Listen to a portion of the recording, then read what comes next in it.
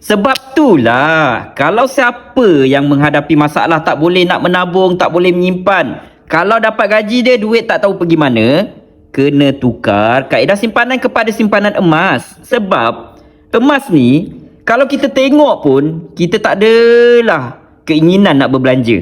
Kita tengok pun macam tak ada nafsu je.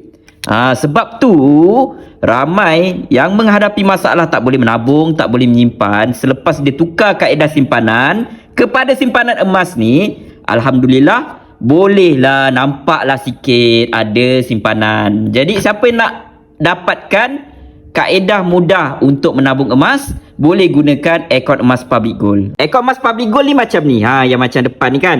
Dia ada gram, kita simpan kumpul sikit-sikit. Nanti dah banyak 0.5 gram ke, boleh ni tekan je withdraw, keluarkan emas-emas fizikal macam ni. Mudah. Siapa yang belum lagi ada akaun Public Gold, boleh isi beg biru ataupun boleh tekan link kat bio ataupun di mana-mana saja link yang saya tinggalkan. Jom kita tukar kaedah simpanan yang lebih kukuh.